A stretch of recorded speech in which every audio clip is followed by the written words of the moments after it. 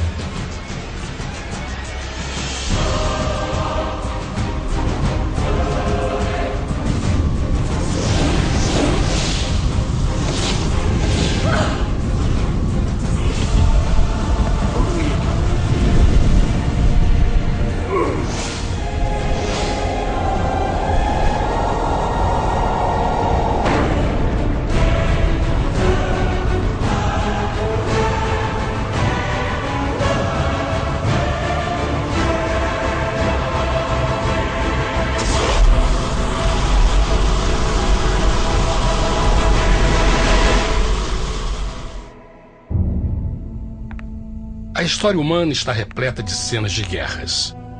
E todas as pessoas já experimentaram conflitos. Mas para entender a origem do mal, devemos viajar ao passado para a Primeira Guerra do Universo. Porque esta guerra não aconteceu na Terra. Antes que o nosso mundo existisse, houve uma guerra no céu. Mesmo as palavras guerra no céu soam como uma contradição. É quase inimaginável para nós que pudesse haver batalhas e conflitos entre as criações de Deus no paraíso. O que pode ter causado este conflito celestial? Graças a um livro antigo chamado Bíblia, temos detalhes suficientes para poder juntar as peças e desatar os nós. Mesmo que trágica, é uma extraordinária e bela história de amor que vai desde o princípio dos tempos até tocar pessoalmente a você, a mim e a cada indivíduo na Terra. Nossa história começa há muito tempo atrás na capital do universo. Em um lugar chamado Céu, que estava repleto de seres angelicais que amavam fazer a vontade de Deus.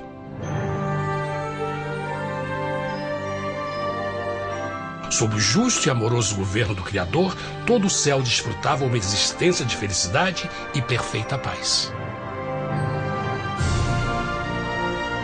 O príncipe supremo do paraíso e comandante dos anjos era o poderoso e amoroso Filho de Deus, mais conhecido com o nome que adotou quando veio à Terra, Jesus. Ele tinha o mesmo propósito e pensamento com Deus, o Pai.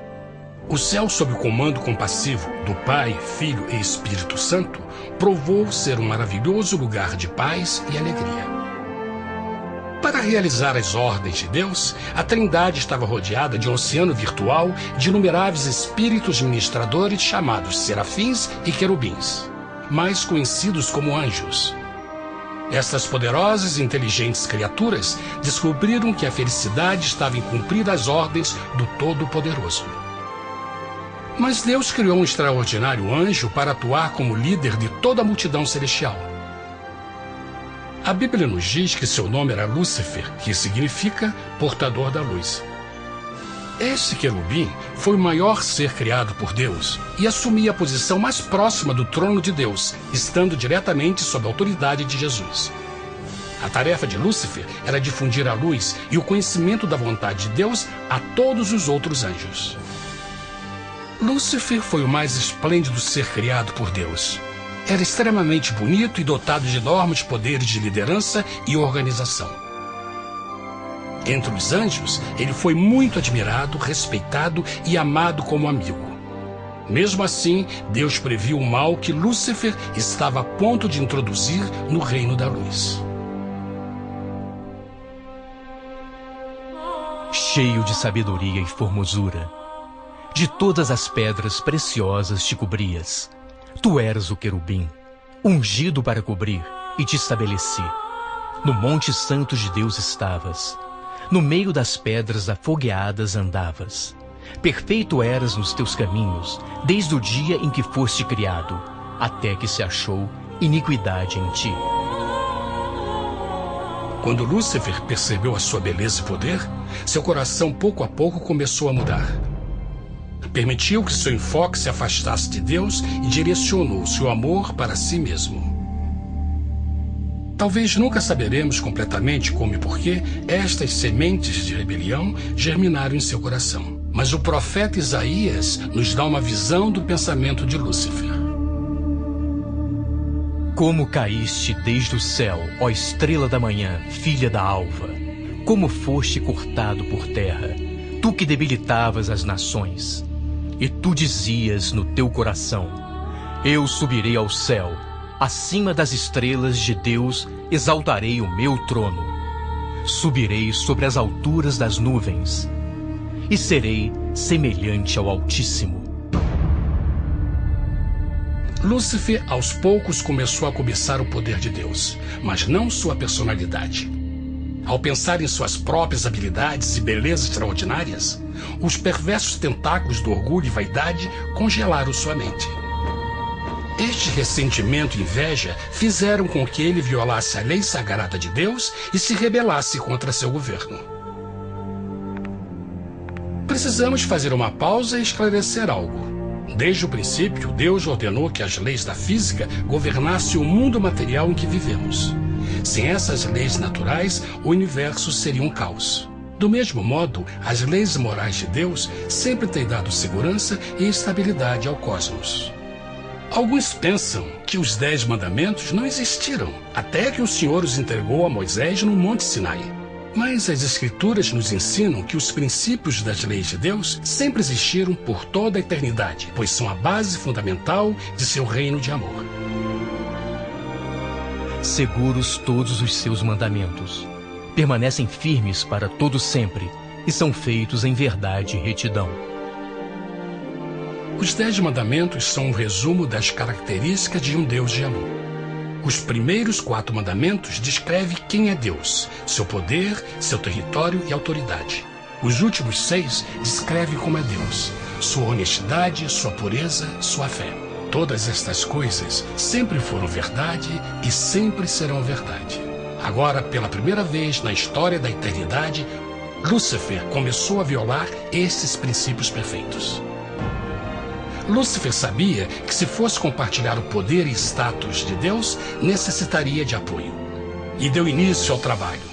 Começou sorrateiramente a circular entre os outros anjos, plantando sementes de dúvida e descontentamento a respeito da liderança de Deus, ao mesmo tempo em que, sutilmente, revelava suas próprias virtudes. Ele insinuou que Deus abusava de seu poder divino e suas leis restringiam a verdadeira liberdade e felicidade de suas criaturas.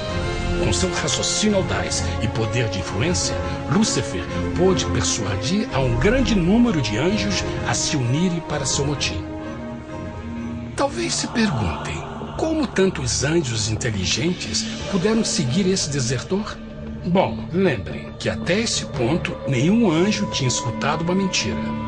E nesse primeiro estágio da rebelião, os anjos não perceberam a obsessão de Lúcifer em assumir a posição de Deus.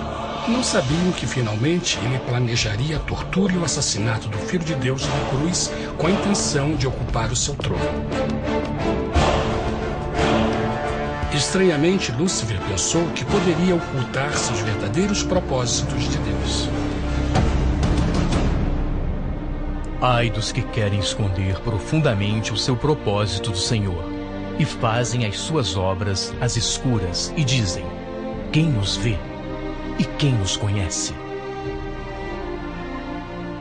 Não pense nem por um momento que a rebelião de Lúcifer surpreendeu Deus e o pegou desprevenido. O Senhor sabe de todas as coisas e os pensamentos de suas criaturas. Ele entendia exatamente o que estava se passando pela mente de Lúcifer.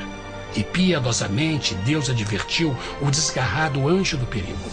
Mas no final, o orgulho e a vaidade não permitiram que Lúcifer se arrependesse. Então, iniciou a rebelião total contra Deus em vez da humilde obediência. Alguns podem perguntar: isso significa que Deus criou um anjo defeituoso? Não, mas ele criou Lúcifer com livre-arbítrio. Verão que o livre-arbítrio é uma coisa maravilhosa, mas também muito perigosa, incluindo o risco de uma rebelião e a possibilidade de que o amor de Deus seja rejeitado. Vejam que o amor real não pode vir de uma criatura pré-programada e não pode ser forçado, deve ser voluntariamente dado. Por exemplo, mesmo que seja bonito este cachorro robô, na verdade, nunca poderá amar-me. Posso fazer que pareça que me ame, mas só estará seguindo instruções pré-programadas. Não tem opção. Por outro lado, este pequenino está realmente feliz em ver-me. Ele decidiu dar-me seu afeto. E com o tempo, nossa relação se fará mais forte, enquanto eu ame e cuide bem dele. Do mesmo modo, um Deus de amor só quer amor verdadeiro de suas criaturas. E para que isso aconteça, elas precisam ter o livre-arbítrio. A rebelião de Lúcifer é a maior evidência de que ele tinha esta liberdade. Agora, a grande pergunta é: como Deus enfrentaria esta crise? Como lidaria com Lúcifer e com os milhões de anjos que se uniram nessa rebelião? Muitos questionam por que Deus não acabou imediatamente com a rebelião. Afinal, ele poderia facilmente vaporizar Lúcifer com um raio. Mas isto teria solucionado o problema? Não, pelo contrário. Isso só teria intensificado as dúvidas e suspeitas que Lúcifer havia plantado na mente dos anjos. Lembrem que Lúcifer sabia, como ninguém mais, da engrenagem interna do governo de Deus. Sua destruição seria vista como parte de uma grande armação, e a razão que o motivou servir Deus teria sido o medo da represália e não o amor. O Senhor sabia, na sua sabedoria, que a melhor forma de enfrentar a crise era permitindo que tudo seguisse o seu curso. Esta seria a única forma de se assegurar que o mal não se ergueria outra vez. Deixai crescer ambos juntos até a ceifa. E por ocasião da ceifa, direi aos ceifeiros: colhei primeiro o joio e atai-o em molhos para o queimar, mas o trigo ajuntai-o no meu celeiro. Na parábola do joio e do trigo, Jesus descreve que um tempo de crescimento é necessário para que uma planta revele sua verdadeira natureza. No seu entendimento infinito, Deus sabia que com o tempo, o caráter real de Lúcifer seria exposto e que os amargos frutos de sua rebelião seriam vistos. Até agora, os cidadãos do universo não estavam familiarizados com o pecado e até onde os levaria. Mas isso mudaria quando eles vissem por si mesmos sua terrível natureza autodestrutiva. Afinal, a sabedoria e o amor do governo de Deus seria para sempre confirmado e o universo estaria seguro. Quando Lúcifer e seus seguidores revelaram abertamente sua rebelião, o Senhor soube que não haveria paz se permitisse que eles ficassem no céu. Deveria impor um limite, entrar em ação e enfrentar os rebeldes. Mas Lúcifer e seus seguidores nunca sairiam por vontade própria ou pacificamente. O passo seguinte foi a guerra. E houve batalha no céu. Miguel e os seus anjos batalhavam contra o dragão. E batalhavam o dragão e os seus anjos. Mas não prevaleceram, nem mais o seu lugar se achou nos céus. E foi precipitado o grande dragão, a antiga serpente, chamada o Diabo e Satanás, que engana todo mundo. Ele foi precipitado na terra, e os seus anjos foram lançados com ele. A Bíblia não revela exatamente que tipo de armas foram usadas durante este conflito cósmico. Mas esta guerra foi como nenhuma guerra que os olhos mortais já viram. Apocalipse 12:4 nos diz que finalmente Lúcifer e 1/3 dos anjos de Deus foram expulsos do paraíso.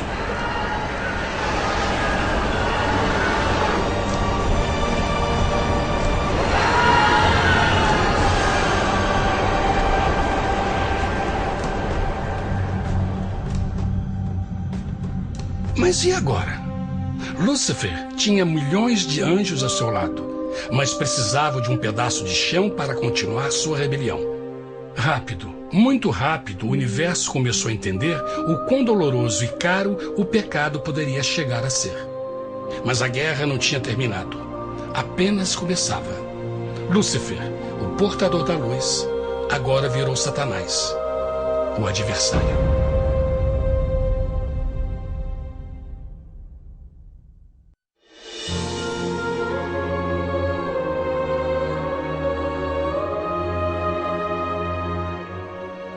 Depois da guerra no céu, Satanás e seus anjos caídos foram expulsos da corte de glória.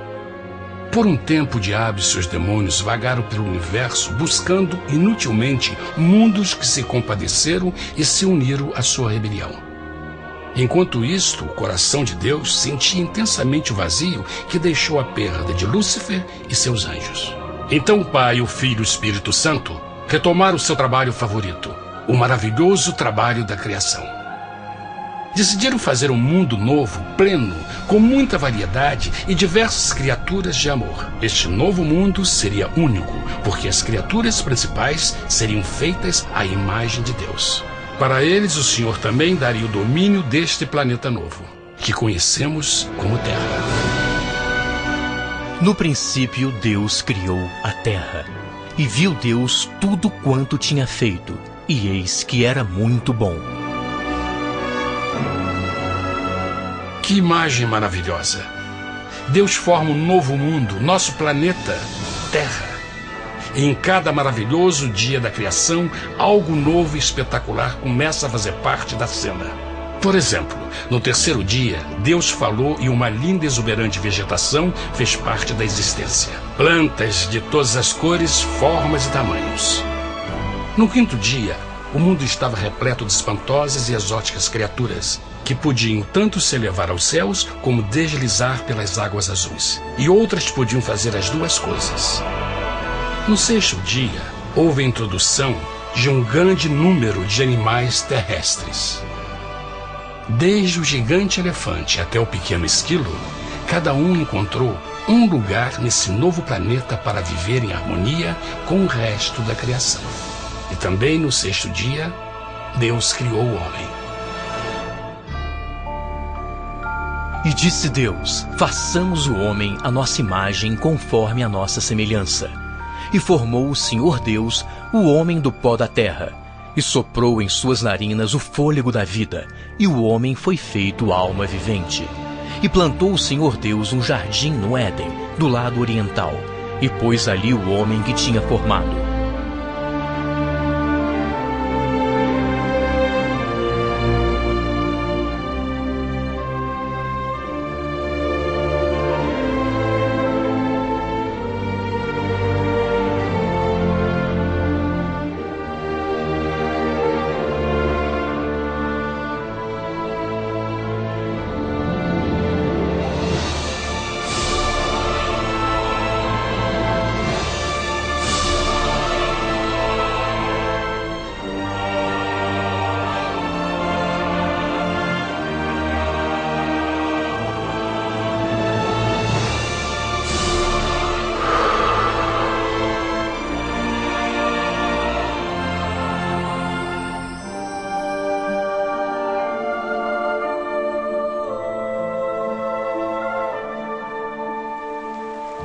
Mas que grande honra ser criado à semelhança de Deus, ser um indivíduo com liberdade de pensamento. No princípio, o homem não percebia a sua nudez. Provavelmente porque antes do pecado ele estava vestido de glória e luz.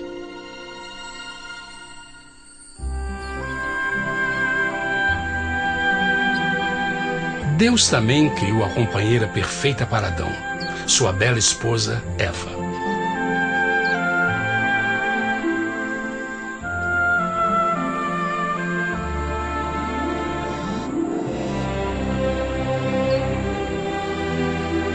O feliz casal foi colocado em um magnífico jardim perfeitamente projetado para aumentar sua felicidade.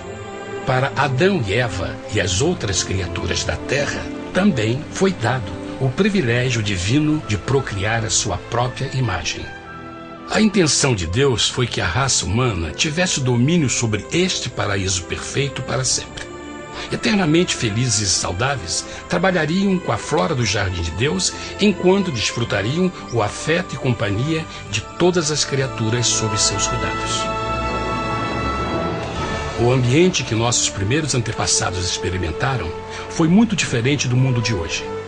As rosas não tinham espinhos, os insetos não mordiam nem picavam, e os leões e as ovelhas brincavam juntos. Mas a grande bênção era os humanos viverem em perfeita harmonia com seu Criador. A cada 7 dias, Adão e Eva descansavam de seu prazeroso trabalho e gozavam de uma comunhão com a visita de seu Criador. Era um mundo esplêndido e maravilhoso. E esse estado de felicidade teria continuado eternamente se nossos primeiros parentes tivessem mostrado fidelidade com uma simples prova. Mas da árvore do conhecimento do bem e do mal, dela não comerás, porque no dia em que dela comeres, certamente morrerás. Visto que o adversário havia contaminado o universo com sua rebelião, o Senhor viu a necessidade de uma simples prova de amor e lealdade. Lembrem que os anjos bons acabaram de ver 1/3 de seus amigos serem expulsos do céu durante a guerra. Como estariam seguros de que esses novos humanos não se uniriam a Lúcifer e causariam problemas? Então o Senhor plantou uma árvore no jardim, uma árvore cujo fruto não deveria ser comido sob pena de morte. Ao passar por esta simples prova de obediência, Adão e Eva mostrariam a lealdade para com Deus e a fé em sua palavra. Ainda mais, era uma prova de amor. Por isso, Jesus disse em João 14, se me amais, guardais meus mandamentos. Mas alguém mais soube desta prova de fé e estava determinado a usá-la em seu favor. Satanás estava com inveja dos humanos que desfrutavam da bendita vida que ele perdeu. Sua feliz existência estava em total contraste com a sua, que agora estava cheia de culpa, pecado e miséria. Com ressentimento e raiva, não estava disposto a deixar o casal em paz, pois o pecado sempre buscará arrastar a outros consigo.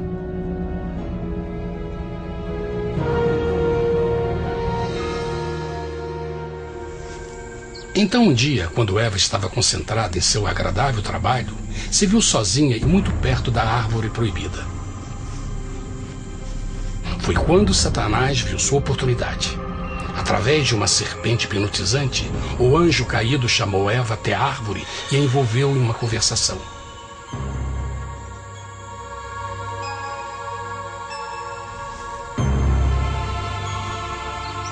Suas palavras encantadoras foram cuidadosamente calculadas para gerar desconfiança a Deus.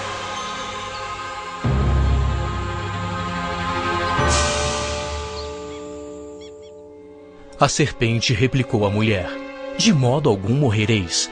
Deus sabe que no dia em que dele comerdes, vossos olhos se abrirão e sereis como Deus, conhecedores do bem e do mal.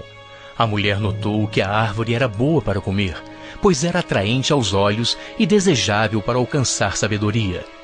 Colheu o seu fruto e comeu. Deu também ao seu marido, que comeu assim como ela. Tragicamente, quando Eva escutou a suave e sedutora voz do tentador, começou a ter certas dúvidas da palavra de Deus. A serpente enganou-o com a promessa de grande poder e sabedoria. Isso chamou sua atenção. Além disso, aparentemente um fruto deu à serpente a habilidade de falar. Que outros poderes poderia dar a ela? E mesmo tendo acabado de conhecer a serpente, ela confiou em sua palavra acima da de Deus, quem a criou, e lhe deu um paraíso para viver. Então Eva comeu o fruto proibido e convenceu seu esposo a fazer o mesmo. Adão poderia ter escolhido ser fiel a Deus, mas colocou seu amor pela esposa acima do seu amor por Deus. Quando os nossos primeiros parentes mostraram lealdade ao inimigo, o domínio da terra foi tomado por Satanás. Não sabeis que, vos oferecendo a alguém para lhe obedecer, vos tornais escravos daquele a quem obedeceis? Ninguém pode servir a dois senhores. Este mundo agora seria o último campo de batalha entre o bem e o mal, e o coração de cada homem e mulher seria o prêmio. Adão e Eva não se deram conta desse tempo, mas seu momento de desconfiança e desafio abriria as comportas do sofrimento de milhões de pessoas durante milhares de anos.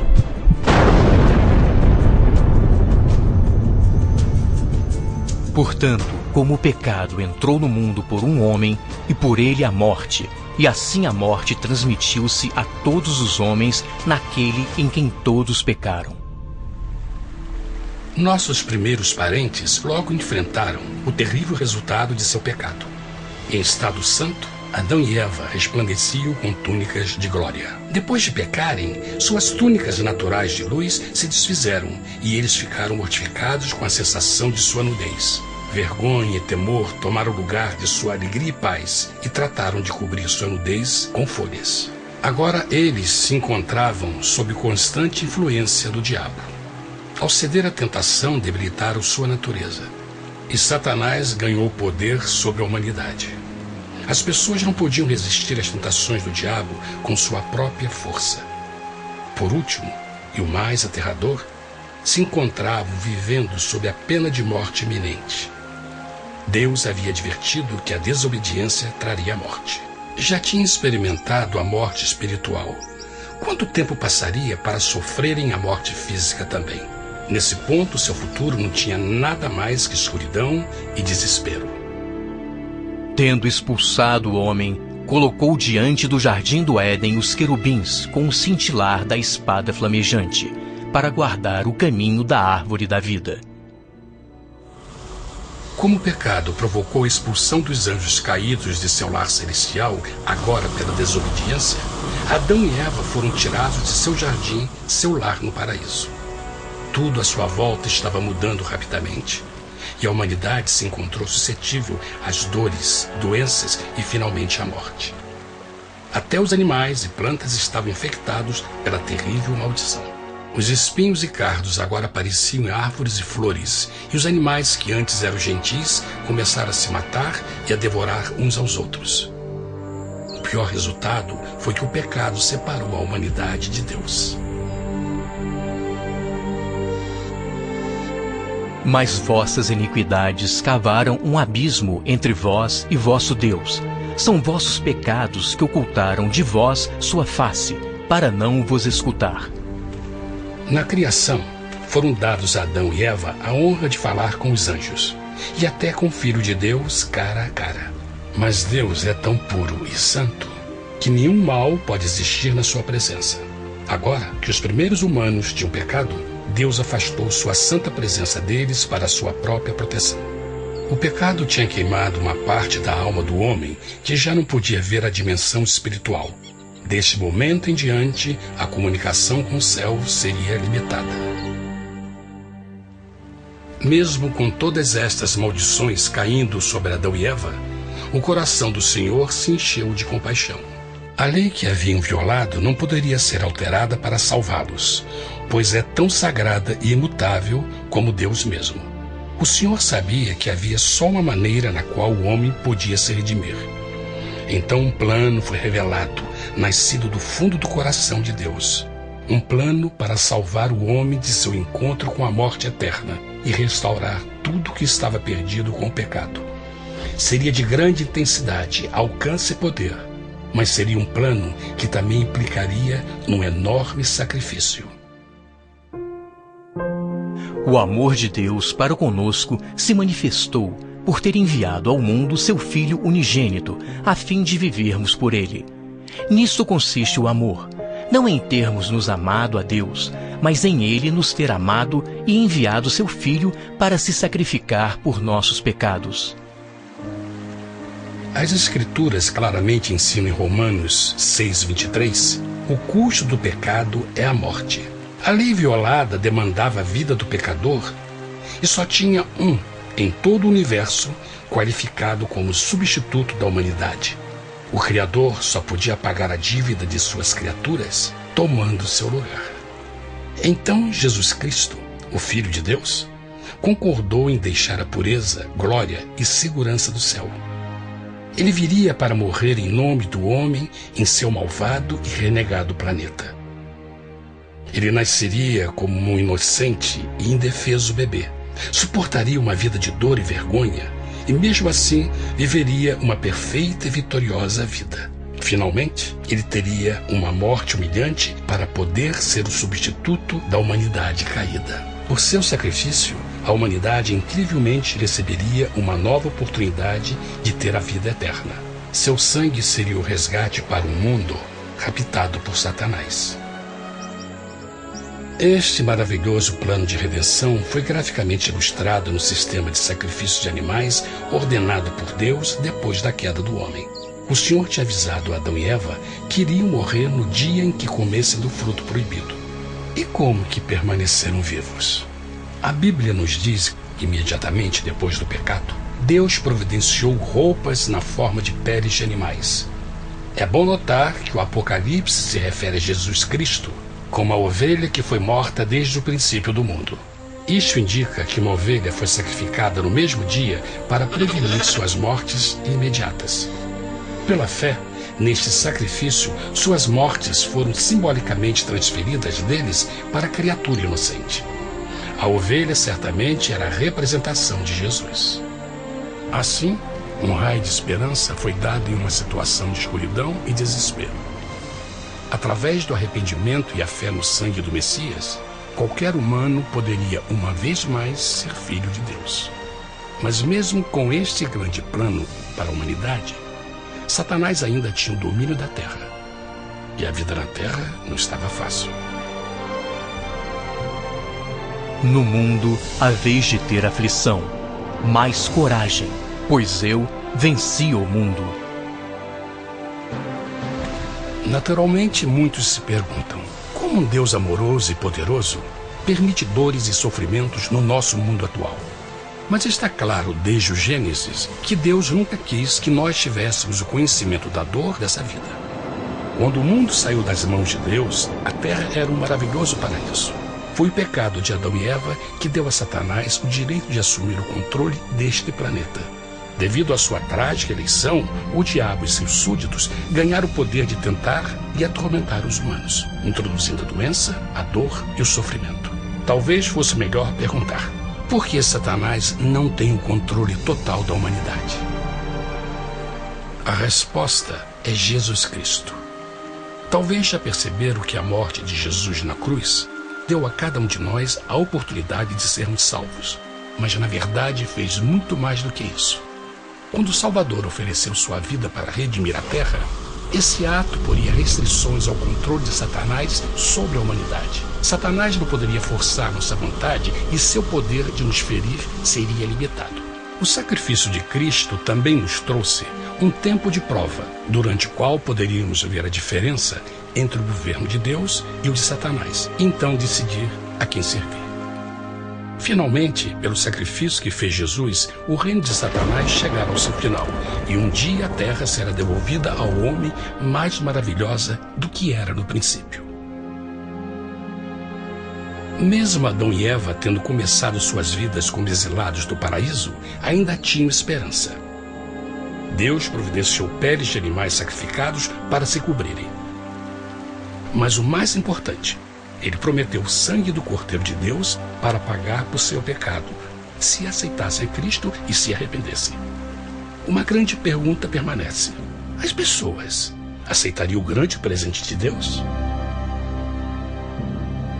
Como escaparemos se agora desprezarmos a mensagem tão sublime da salvação? A incrível história que acabaram de escutar é verdade e afeta vocês. Pois, pelo desejo de Satanás de ser Deus e a desconfiança e desobediência de Adão e Eva, todos nós nos encontramos em uma situação perigosa. De um lado, a humanidade foi grandemente favorecida por Deus com uma segunda chance de recuperar nosso lugar no Éden. Por outro lado, se nós desistirmos de aproveitar esta grande chance, nos tornaremos escravos de Satanás e finalmente seremos destruídos quando Deus limpar o universo do pecado. Amigos, não há melhor hora de fazer sua escolha por Jesus do que agora mesmo. Nenhum de nós sabe quanto tempo mais teremos que viver nesta terra. Jesus nos tem mostrado grande interesse no seu bem-estar e seu amor por vocês o levou a providenciar uma maneira de escaparmos de uma futura destruição.